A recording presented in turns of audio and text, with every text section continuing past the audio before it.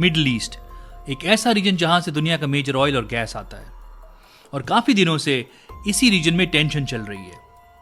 Iran, US और Israel के बीच full scale war चल रही है, और यहां की मिसाइल्स ने सीधा हमारी यानी इंडिया की किचन्स को टारगेट कर दिया है।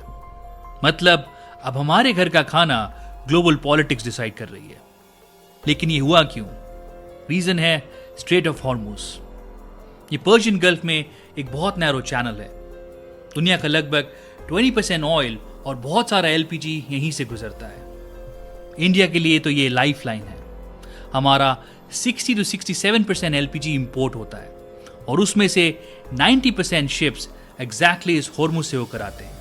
वॉर के चलते यहां से निकलना शिप्स के लिए बेहद रिस्की हो गया है। लेकिन इसी बीच 2 इंडियन शिप्स, नंदा देवी और शिवालिक, ये दोनों एलपीजी टैंकर्स मिसाइल और ड्रोन्स के बीच से गुजरकर रिसेंटली इंडिया पहुंच गए। शिवालिक ले आई लगभग 46,000 मेट्रिक टन एलपीजी और नंदा देवी 47,000 मेट्रिक टन। लेकिन अभी भी 6 और इंडियन एलपीजी शिप्स हॉर्मुज में फंसे हुए हैं। अब सवाल यह है, क्या ये 2 टैंकर से प्रॉब्लम सॉल्व हो जाएगी? दोनों शिप से ऑलमोस्ट 92,712 मेट्रिक टन एलपीजी आया है। एक स्टैंडर्ड 14.2 kg डोमेस्टिक सिलेंडर में अप्रॉक्सीमेटली 14 kg एलपीजी होता है। तो ये कार्गो से लगभग 65 से 67 लाख सिलेंडर्स भरे जा सकते हैं। लेकिन ये इंडिया के लगभग एक दिन के टोटल एलपीजी डिमांड के बराबर है। हमारा टोटल कंजम्पशन है अराउंड 92,000 टन्स।